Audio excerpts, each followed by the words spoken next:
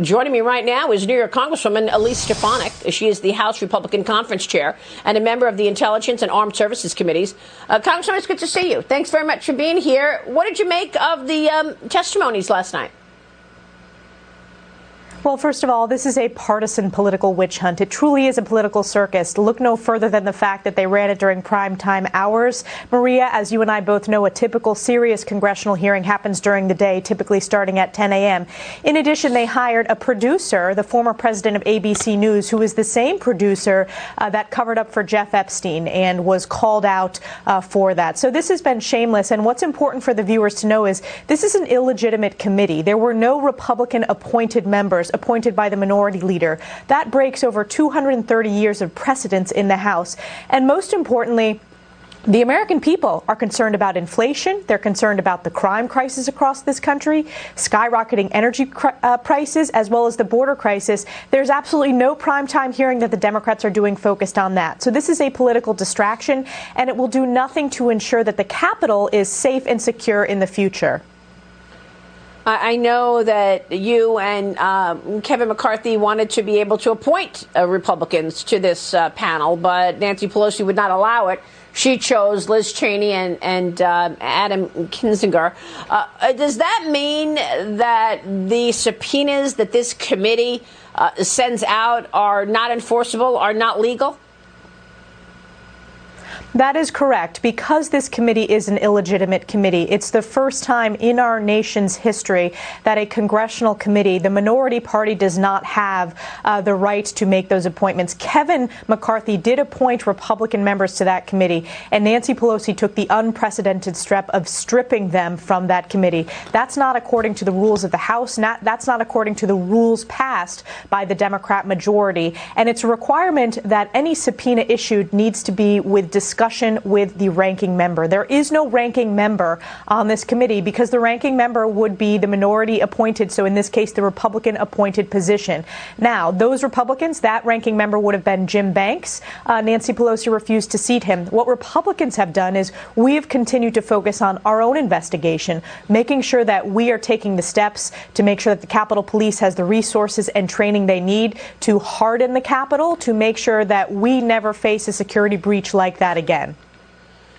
Yeah, I think you make a great point, because this morning there is a report out from John Solomon, and he says that the January 6th bombshell is that Schumer's team received FBI intelligence about possible violence, and the frontline cops did not. So if Chuck Schumer received information that there would be violence, why wasn't that passed on to the cops that were in the front lines?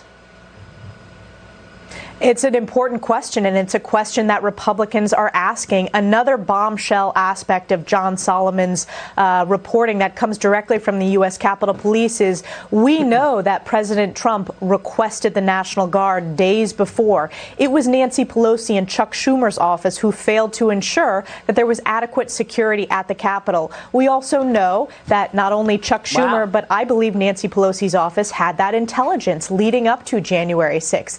The only office that the Democrats have said is off limits is Speaker Pelosi's office. She has failed to turn over documents and communication regarding the moments leading up to January 6th. The American people deserve 100% transparency, not a speaker's office that is covering up, covering their own tracks. I believe that's why she didn't allow the Republican appointed members to sit on that committee, because they were asking those very critical questions. Wow, this is all very extraordinary, Congresswoman, and it's all coming in the face of serious bad news for the American families out there.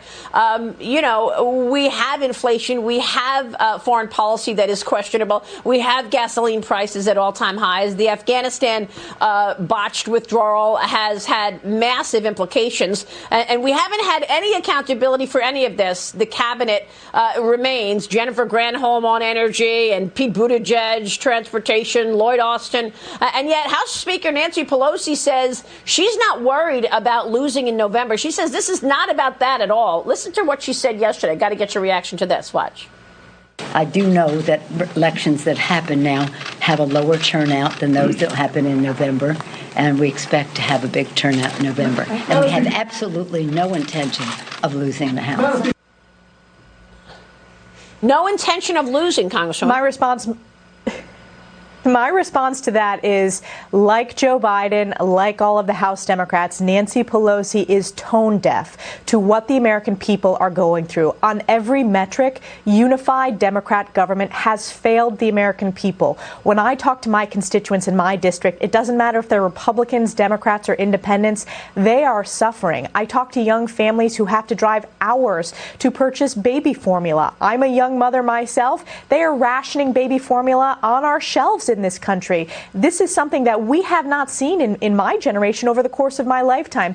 The inflation, people are suffering when they go to pay their weekly or biweekly grocery bill. It is becoming unaffordable, and gas prices have doubled since Joe Biden took office. On every metric, the Democrats have failed, and nearly 80% of the American people believe we're on the wrong track. These are indicators that this is going to be a red wave, and the enthusiasm is also significant. Voters are enthusiastic, voting for a change to flip the House, to provide that check on Joe Biden's failed radical far-left policy. So Nancy Pelosi is going to lose the Speaker's gavel one more time. This is just another indicator of how woefully out of touch and dismissive she is of what the American people are going through.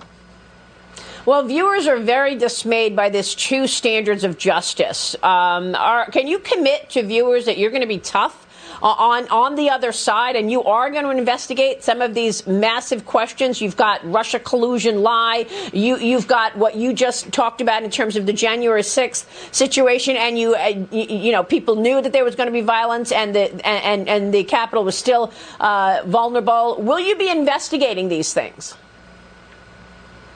Absolutely. One of the many areas where the Democrats have failed is Congress has oversight over federal agencies, and we need to hold those federal agencies accountable. Republicans are going to have on every single committee an oversight agenda. That means when it comes to, for example, securing the border in that crisis and the illegal flights of migrants to the state of New York, my home state, we're going to conduct that important oversight. When it comes to the controversies and I believe the criminal acts of Hunter Biden and his connection to the president of the United States, we will also make sure that we're conducting that oversight and asking those tough questions, including with subpoenas, which are very important. We're also going to make sure that the politicization of the Department of Justice and the FBI, that needs to be rooted out at its core. I've seen that firsthand on the House Intel Committee. We're committed to pursuing that.